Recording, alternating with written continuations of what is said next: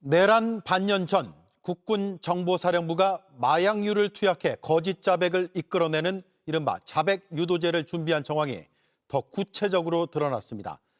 JTBC 취재 결과 당시 정보사가 약물의 효과와 체중별 투약량이 담긴 연구 논문을 군의관들에게 확인시켰습니다.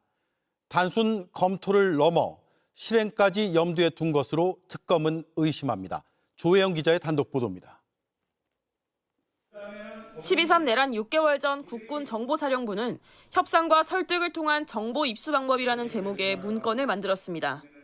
협상과 신체적 정신적 고문의 다음 단계로 자백 유도제 사용 방법을 제시하고 벤조디아제핀, 펜토탈 나트륨, 프로포폴과 케타민 등 약물들의 이름을 나열합니다. 공개된 문건에는 진정 효과를 가진 전신마취제, 환각 증상 유발 해리성 전신마취제 등 약물의 정의와 대표적인 효과들이 간략히 기재돼 있었는데 정보사의 준비는 드러난 것보다 훨씬 치밀했습니다. JTBC 취재 결과 당시 정보사에서는 군의관들을 시켜 해당 약물의 효과와 체중별 투약량 등에 대해 설명하는 논문까지 확인한 거로 파악됐습니다. 국방부 특별수사본부 등 수사기관이 문건을 작성한 정보사 관계자를 조사하는 과정에서 이 같은 정황이 포착됐습니다. 사건을 넘겨받아 수사 중인 종합특검은 이들이 실제 투약 상황을 염두에 두고 약물 투여량 등을 치밀하게 계산한 거로 의심하고 있습니다. 또한 자백 유도제 관련 문건이 여러 차례 작성됐다 삭제되길 반복하며 업데이트된 기록도 수사기관이 확보했습니다. 특검은 전직 정보사령관 노상원 씨가 계엄 이후 선관위 수사를 염두에 두고 문상호 당시 정보사령관에게 자백 유도제 사용 방법을 검토시킨 거로 의심하고 있습니다. 문 전 사령관도 앞서 수사기관에서 노상원 씨의 지시가 있었다는 사실을 인정했습니다. 특검은 조만간 문 전 사령관 등을 불러 조사할 방침입니다. JTBC 조혜연입니다. 윤석열 전 대통령은 선관위 군 투입이 전산 시스템 점검 차원이었다고 주장해왔습니다. 하지만 계엄이 길어졌다면 자백 유도제가 실제로 사용됐을 가능성을 보여주는 정황이 내란 우두머리 1심 판결문 곳곳에 담겨 있습니다. 김지훈 기자입니다. 윤석열 전 대통령은 선관위에 계엄군을 보낸 건 수사가 아닌 전산 시스템 점검을 위한 것이었다고 주장했습니다. 이거는 무슨 범죄의 수사 개념이 아니라 선관위의 전산 시스템이 어떤 것들이 있고 어떻게 이것이 가동되고 있는지를 스크린을 하라. 하지만 내란 우두머리 1심 재판부는 단순 점검이 아니라 선관위 직원 신문 계획까지 있었다고 판단했습니다. 이 기회에 군이 선거관리위원회 서버 등을 확보 분석하고 선관위 전산 직원들을 신문하는 등 부정선거 수사를 진행한다는 판결문에는 작전을 주도한 노상원 전 정보사령관이 사실상 고문을 계획한 흔적이 곳곳에 담겼습니다. 판결문에 따르면 노 전 사령관은 비상계엄 선포를 한 달가량 앞두고 문상호 전 정보사령관 등을 카페로 불러 중앙선관위에 들어가서 직원들을 잡아와야 한다. 노태학 중앙선관위원장은 내가 처리할 것이라 말했습니다. 일주일쯤 뒤 롯데리아 회동에선 부정선거와 관련된 놈들을 다 잡아서 족치면 부정선거가 사실로 확인될 것이라며 야구 방망이, 케이블 타이, 복면 잘 준비해라 라고 말한 사실도 판결문에 담겼습니다. 지시를 받은 정보사 고위 간부는 실제로 위협용 알루미늄 배트와 망치, 핑거 가위, 송곳 등 공구, 두건대용의 신발 주머니 등을 구입했습니다. 그리고 계엄 당일 부대원들에게 선관위 직원 명단을 불러주면서 케이블 타이 등으로 포박하고 얼굴에 복면을 씌운 후 수방사 벙커로 이송하라고 지시한 사실이 판결문에 적시됐습니다. 계엄 선포 직후 선관위엔 정보사를 비롯해 계엄군 390여 명이 투입됐습니다. 12.3 내란의 밤 계엄을 막지 못했다면 고문 협박과 함께 자백 유도제 사용도 현실이 됐을 수 있었습니다. JTBC 김지윤입니다. 12.3 내란의 반인륜적인 단면이 오늘 또 하나 드러났습니다. 당시 정보사가 야구 방망이와 케이블 타이로 고문하려 했다는 정황들이 나온 데 이어 자백 유도제로 불리는 약물을 투입해 거짓 자백을 받아내려 했다는 의혹까지 제기된 상태였습니다.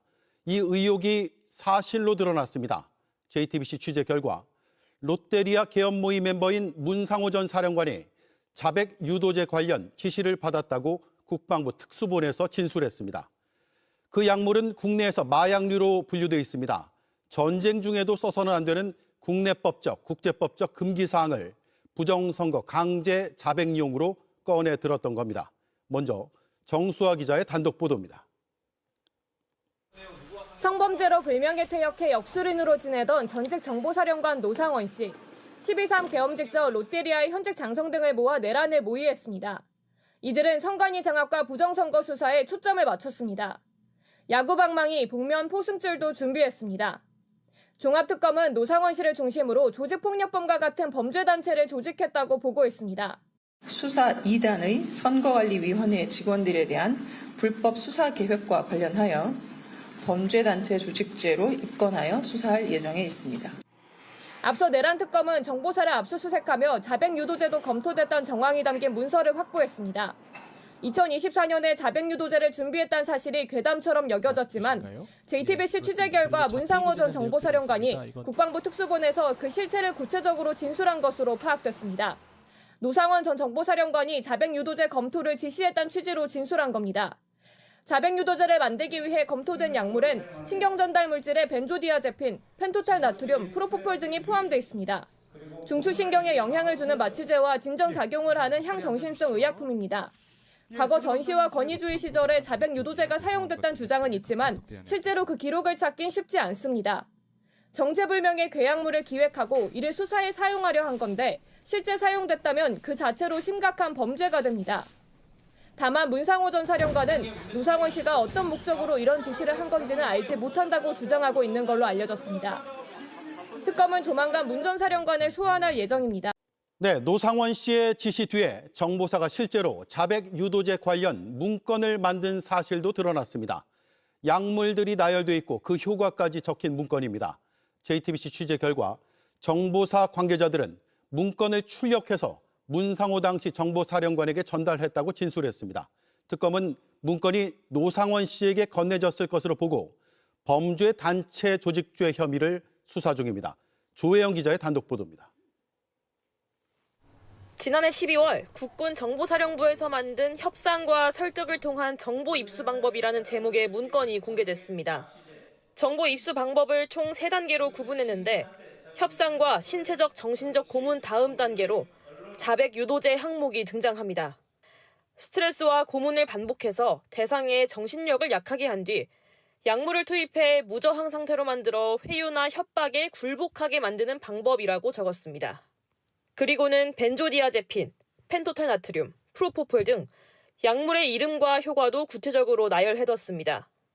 노상원 씨를 중심으로 모인 이른바 롯데리아 멤버들은 선관위를 수사하기 위한 수사 2단 등을 구상하고 현역을 투입하는 인사안까지 만들었습니다. 정보사령부가 민간인 노상원 씨의 지시에 따라 수사의 구체적인 방법을 마련하고 더 나아가 자백 유도제까지 검토한 겁니다. 특히 정보사 실무자들은 이 문건을 출력해서 문상호 당시 정보사령관에 전달했다고 국방부 특수본에 진술했습니다. 종합특검은 문 전 사령관이 이 문건을 직접 노상원 씨에게 보고했을 것으로 의심하고 수사하고 있습니다. 특검은 자백 유도제 문건이 노 씨와 문 전 사령관의 범죄단체 조직죄를 입증할 핵심 단서가 될 것으로 보고 있습니다. 노상원 씨는 정보사 군인들을 동원해 선관위 직원들을 감금하고 고문하는 등의 불법 수사를 기획한 혐의로 이미 징역 18년을 선고받았습니다. JTBC 조혜원입니다. 네, 무속인 신분으로 내란에서 비선 실세 역할을 한 노상원 씨 지시로 자백 유도제까지 검토됐다는 진술은 충격적입니다. 법조팀에 연지환 기자가 나와 있습니다. 이러한 약물 사용을 검토했다는 것만으로도 심각한 범죄 아닙니까? 네, 맞습니다. 노상원 씨는 계엄 때 선관위를 맡았습니다. 예. 이 실체 없는 부정선거에 대한 진술을 받아내려고 선관위 직원들에게 고문과 함께 약물까지 쓰려고 했다면 이 실행 여부와 상관없이 큰 파장이 일 것으로 보입니다. 예. 이 계엄이 길어졌다면 실제 쓰일 수도 있었다는 점에서 상당히 섬뜩하기도 합니다. 머릿속에만 있었다면 망상이라고 하겠지만요. 노 씨의 지시 뒤에 문상호 당시 정보사령관이 문건까지 만든 사실이 드러났습니다. 네. 그런데 어떤 약물입니까? 이게 자백 유도제라는 게 실제 존재합니까? 이 영화에 등장하기는 하는데요. 그 실체가 불분명합니다. 다만 문건에는 몇 가지 약물을 이렇게 열거를 하면서요.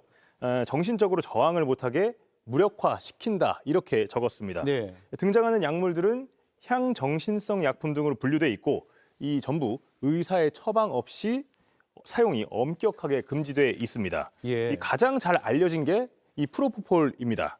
이 프로포폴에 대한 위험성을 영상과 함께 좀 살펴보겠습니다. 검찰이 수사를 했을 때 영상인데요. 이 영상을 보면요. 프로포폴을 맞은 뒤에 이렇게 비틀비틀거리면서 몸을 못 가누고 정신을 못 차리는 모습을 볼 수가 있습니다. 이 중독성이 크고 심각하면 사망에 이를 수도 있습니다. 이 사건을 집중적으로 수사했던 당시 검찰의 설명을 들어보겠습니다. 네. 프로포폴을 통상 이제 계신 분들은 수면마취제로 알고 계시는데 수면마취제는 아니고요. 정확한 명칭은 전신마취제입니다. 전신마취제가 왜 위험하냐? 그 마취 효능을 가져오기까지의 투약량이 적정한 투약량과 사망에 이를 수 있는 치사량의 간극이 매우 좁습니다. 벤조디아제핀은 항불안 작용과 항경련 작용이 있어서요. 흥분 발작과 알코올 중독 치료에 쓰입니다. 약물을 잘못 혼용하면 그러니까 섞어서 쓰면 인지장애 등 심각한 부작용을 보일 수 있다고 합니다. 예, 이게 다 마약류로 분류되어 있는 그런 약물로 보이는데 그래서 의료용으로 쓸 때도 엄격히 제한해서 쓰잖아요. 맞습니다. 전쟁 중에도 이런 약물은 쓰지 못하도록 돼 있잖아요. 그렇습니다. 쓰게 되면 큰 비난을 받습니다. 그리고 그 자체로도 제네바 협약에 따라서 이 약물을 사용해 진술을 받아내는 건 엄격하게 금지가 되어 있습니다. 예. 이 반인권적인 약물 고문에 해당할 수가 있다는 겁니다. 원하는 진술을 얻어낸다고 해도 그 증거 능력이 없습니다. 수사 과정에서 강압적으로 진술을 받아낸 게 입증이 되면 재심에서 줄줄이 무죄가 나게 됩니다. 약물까지 동원해 진술을 받아내려 했다면 독재 시절에도 사례를 찾기 어려운 이 범행을 시도한 게 됩니다. 네. 자, 그런데 자백 유도제 문건이 만들어진 게 2024년 6월이죠. 그렇습니다. 계엄 반년 전입니다. 그렇다면 계엄을 준비도 없이 했다라는 1심 지기현 재판부의 판단은 잘못된 거 아닙니까? 지기현 재판부는 윤석열 전 대통령의 내란 1심 선고에서 계엄을 이틀 전에 결심했다고 판단을 했습니다. 하지만 이 자백 유도제가 검토된 시점은 적어도 계엄 반년 전입니다. 계엄 6개월 전부터 선관위 수사를 준비했다는 이 단서가 되는 건데요. 종합특검은 이번 수사로 계엄 준비 기간을 확인하는 데도 주력할 계획입니다. 네. 자, 계속 좀 추적을 해야겠습니다. 연지영 기자, 수고했습니다. 2차 종합특검은 내란죄에 더해 범죄 단체 조직죄도 수사하고 있습니다. JTBC 취재 결과 계엄 때 선거관리위원회 수사단을 구상했던 노상원 전 정보사령관 등 4명을 입건한 것으로 확인됐습니다. 정수아 기자가 취재했습니다. 계엄이 선포되고 5분도 채 되지 않아 계엄군은 중앙선거관리위원회에 들이닥쳤습니다. 부정선거 의혹을 수사한다는 이유였습니다. 계엄 합수부가 꾸려지면 수사 2단을 만들어 선관위 수사를 전담하는 계획도 세워졌습니다. 합수부 산하 수사 2단의 선거관리위원회 직원들에 대한 불법 수사 계획과 관련하여 범죄단체 조직죄로 입건하여 수사할 예정에 있습니다. JTBC 취재 결과 종합특검은 범죄단체 조직죄로 현재까지 4명을 입건한 것으로 확인됐습니다.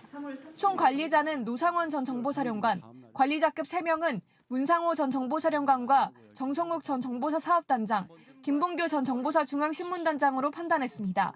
민간인인 노 전 사령관은 현직 장성과 장교들을 롯데리아에 불러 내란을 모의하고 선관위 수사를 위해 야구방망이와 밧줄, 복면을 준비시킨 것으로 조사됐습니다.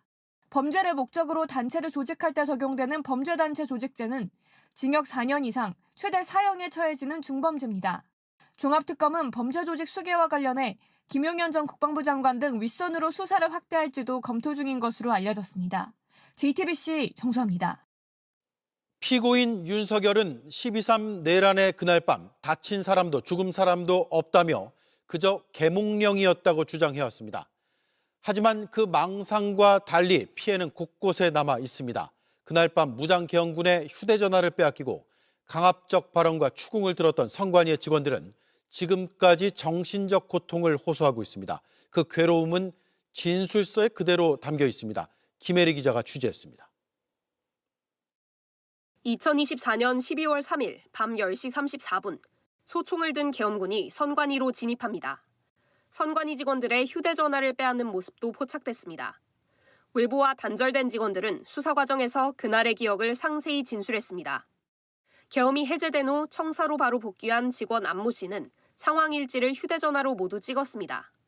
사진 속 일지엔 통합관제실 점거 후 서버실 개방 요구와 핸드폰 전원 끄고 압수, 인터넷 접속 금지, 필수로 해야 하는 일만 허락받고 뒤에서 감시 등 계엄군의 당시 움직임이 상세히 담겼습니다. 윤석열 전 대통령은 선관위 점거가 오히려 민주주의를 지킨 행위라고 했습니다. 보안 점검을 통해서 공정한 제도 개선을 추구한다는 것은 북한을 문란하게 하는 게 아니라 오히려 그 반대로 북한을 더 강화하고 헌정을 지키는 거 아닙니까? 하지만 선관위 직원들은 계엄군의 총 앞에서 떨었습니다. 직원 박모 씨는 휴대전화를 뺏고 외부와 연락도 못하게 해서 전쟁이 난 줄 알았다고 진술했습니다. 직원 이모 씨도 허리에 총을 찬 군인이 강압적으로 서버실 문을 열라 해서 너무 무서웠다며 당일엔 잠을 자지 못할 정도로 괴로웠고 현재까지도 극심한 스트레스를 받고 있다고 털어놨습니다. 계엄군 앞에서도 서버실 위치를 끝까지 함구한 직원도 있습니다. 직원 신모 씨는 당직실에서 계엄군 7, 8명을 마주쳤습니다. 이들은 청사 배치표와 서버실 위치를 요구했습니다. 하지만 신 씨는 서버실을 찾는 의도가 불순하다고 생각했다며 데이터를 조작하려 하는 게 아니냐는 생각도 들었다고 했습니다. 노상원 수첩 관련입니다. 여기에 보면 네. 전체 500명이에요. 네. 수집 대상. 그렇죠. 수거 대상이 네, 전체 500명. 500명이고 거기에 야권 정치인만 있는 게 아니라 좌파 판사, 좌파 연예인까지도 포함이 되어 있고 그리고 차기 대선에 대비해서 모든 좌파 세력을 붕괴시키겠다라는 거고 그렇죠. 김재동 씨, 차범근 씨까지 다 포함이 되어 있는 예. 상황이고 예. 여기에 핵심적인 것은 북한과 접촉을 해서 외부 용역 업체의 어뢰 공격, NLL 인근에서 북의 공격을 유도하거나 아예 북에서 납포 직전 격침시키는 방안 등에 대해서 얘기를 합니다. 그러니까 네. 북한을 끌어들이는 방안에 대해서 네. 얘기를 하는 건데 네, 그게 이제 외환 유치잖아요. 그렇습니다. 네. 예, 이 문제를 그냥 넘길 수 있는 거냐? 그러니까 한번 보십시다. 네, 네. 저희가 이제 여러 번 주장을 했는데 네, 무슨 경고성이냐. 자, 국회 싹 쓸어버리고 그렇습니다. 선관위 쓸어버려서 선거 없는 대한민국 만들고 예, 국회의원 다 감옥에 집어넣고 예, 그다음에 국가 비상입법기구 만들고 예. 그래서 극우파가 장악하는 장기 집권 체제를 만든다라고 네. 이야기를 했잖아요. 제가 여러 번 이야기를 했을 때 맞습니다. 무슨 괴담이냐가 아닌데 괴담이 아니에요. 아니죠. 예. 입증이 됐지 않습니까? 네. 마찬가지예요. 우리가 그러면은 의심을 했잖아요. 도대체 준전시 사변에 준하는 상황, 비상 상황을 만들어야 되잖아요. 네. 상황 없이 비상 계엄이 안 되니까. 예. 그러니까는 저쪽에서 그동안 나온 것만 하면은 NLL에서 북한 도발 유도인데 NLL에서 북한 도발 유도면 거기서만 끝날 수가 있으니까 예. 더 적극적으로 북한의 도발, 네. 전쟁 위기로 네. 갈 수 있는 상황에 대해서 아주 구체적으로 되어 있을 뿐만 아니라 실제로 문상호가 예. 자기 그 직원들 예. 요원을 보내잖아요. 11월 초 중순에 예. 몽골. 로 예. 보냈다가 몽고에다가 잡혀요 또. 잡혔죠. 그래서 풀어주러 또 예? 가지 않습니까? 예. 그러니까는 그리고 문상호는 완전히 그 노상원이를 김영현하고 동급으로 봐라 그렇습니다. 하는 김영현의 지시에 따라서 장관하고 같이 예. 지시 명령을 받는 네. 전직 정보사령관이기도 하고 예. 그래서 거의 그 하수인처럼 행동을 했잖아요. 예. 그래서 이 노상원이 말한 것은 다 계획이에요. 그러니까요. 실제로 자신들의 그 계속적으로 실행 계획입니다. 이거는 실행 계획. 네. 아이디어를 그냥 적어놓은 게 아니다 이거예요. 이 예. 실행 계획이다. 예. 그리고 이 실행 계획은 뭐냐? 예. 김영현 그리고 윤석열에게 보고됐을 뿐만 아니라 그 뒤에는 V0도 알고 있을 거다라고 저는 추측하고 있어요. 그런데 이제 여기서 이제 중요한 거는 뭐냐면은 이 노상원의 계획이라고 하는 게 네. 장기 플랜이란 말이에요. 그렇습니다. 예? 예. 그래서 국회의원 싹 집어넣고 예. 자기들이 원하는 사람들로 국회의원 반 줄여서 한 예. 150명 정도를 국가비상입법기구로 채워놓고 맞습니다. 개헌을 하고 예. 개헌해서 뭐 하겠어요? 윤석열이 한 말 있잖아요. 정부 반국가 세력을 일거에 척결하고 네. 그 일거에 척결 계획이 바로 그거예요. 500명 이상. 네. 근데 이게 500명일까 아니면 훨씬 더 되겠더라고요. 될까? 왜냐하면 그 문재인 정부에서 공기업 기관장 했던 사람들, 네. 그다음에 장차관 했던 사람들 저도 포함이 되더라고요. 그러니까요. 그리고 거기 하다못해 행정관도 있어요. 예. 문재인 청와대 행정관 행정관 이상. 그러면은 한 450명 되는데 예, 청와대만. 행정관이 청와대에 그냥 뭐 청소하고 이런 용역 예. 서비스 하시는 분들 빼고 예. 한 400명 넘어요. 예. 그 400명이 5년 동안 교대를 했으니까 그거만 해도 1년 반씩 근무한다고 치면 그거만 해도 몇 명이에요. 예, 2-3천 명 되는 겁니다. 네, 그거만 해도 곱하기 400 예. 곱하기해서 1,500명이네. 예, 아니 근데 그러다가 이거에다 공기업 기관장이면은 한 몇 그것도 명이에요? 아니 그러니까 500명씩 곱하기 2 하면은 그것도 1,000명이잖아요. 도대체 몇 명을 그러면 어떻게 하려고 했었던 건가에 대해서 그러니까 정말 소름이 돋습니다. 더 이상 대통령 선거도 필요 없는 그런 세상 만든 거라니까요. 그러니까요. 그리고 지금 뭐 말씀 주신 대로 뭐 저희가 이따가 이제 신장식 의원님 오면 말씀을 네. 좀 나누겠지만 지금 무슨 심각한 문제가 있었냐면 사실상 전 국민 출금 조치를 하겠다 D-Day에 그리고 네. 미국의 협조를 구하고 네. 윤 대통령의 담화 장소를 구체적으로 할 필요가 있다. 네. 특히 전 국민 출금 조처 네. 이런 표현까지 나옵니다. 그러니까 이거는 79년 상황이죠. 유신 독재 말기에 예. 저기 그 뭐야 해외에 예. 출장 같은 거 허가 받은 사람만 가는 거고 해외 여행 자체가 금지됐잖아요. 그러니까 87년 유월항쟁 이전에는 해외여행이 자유화가 안 됐었지 않습니까? 네. 87년 이후에 해외여행 자유화가 되고 네. 그리고 나서야 우리 국민들이 해외로 나갈 수 있었는데 그 전에 상황으로 돌아가서 돌이키려고 했었던 그러니까 거라. 이제 출국 금지라는 게 뭐예요? 싹 가둬놓고 네? 다 추려내 가지고 네. 다 처단하고 어떤 사람은 뭐 배에서 폭발시키고 폭발시키고. 수송하는데 뭐 예. 아니 아유. 교도소 하나를 통째로 예. 해가지고 예. 음식에 화학약품을 어떻게 하겠다는 건지. 교도소를 예. 담양에 예. 이 특전사가 또 있어요. 아. 그쪽 특전사에서는 네. 광주 교도소를 돌아봤다는 거잖아요. 그러니까는 그 호남 사람하고 해가지고 거기다 다 집어넣을 뿐만 아니라 서울에서 잡아놓은 거기다 쳐집어 넣겠다는 뜻이죠. 그래서 이게 그냥 뭐 미친놈의 계획이 아니고 예. 극우 윤석열과 그의 V0와 이 김영현 등이 작성한 확실한 실행 계획이라는 거예요. 실행. 이걸 저는 강조하고 싶고요. 네. 500명은 시작이 불가하죠. 누가 계산 잘못한 거예요. 어디 500이라고 써져 있어요? 전체 규모가 얼마라고 해요? 아니 계산해 보세요. 청와대 행정관만 해도 몇 명인데 1,500이고 소위 얘기하는 공기업 1,000명이고 예. 장차관 또 그 왜냐하면 장차관이 다 청와대 근무한 건 예. 아니니까 장차관급 우리 저 국정만 해도 차관급이 5명인데 원장까지 하면 6명인데 그거를 2바퀴 2.5바퀴 돌았으니까 그거만 해도 한 25명 되네요. 그것도. 그러니까 기관별로 다 있는 것이고 근데 네. 이거는 정말 용납할 수 없는 끔찍한 범죄를 획책하려고 했었다. 그래서 부분은- 지금 노상원을 꽁꽁 숨겨놓고 예. 그 국정조사 특위에 현장 조사에도 안 나오고 있고 지금 저 증인으로 불러도 안 나오고 있는 거예요. 이게 나가면 확실하니까. 이 근데 노상원을 불러다 얘기를 들어야 되는 거 아닙니까? 아 국회 그래야죠. 차원에서? 예. 아니 근데 지금 이번에 그 탄핵 예. 헌재에서도 별로 논의가 이야기가 안 되는데 노상원이 진짜 핵심이에요. 왜냐하면 예. 정보사령부라고 하는 거는 계엄하면은 예. 어느 지역을 맡는 그런 계엄 임무가 없는 거의 유일한 부대예요.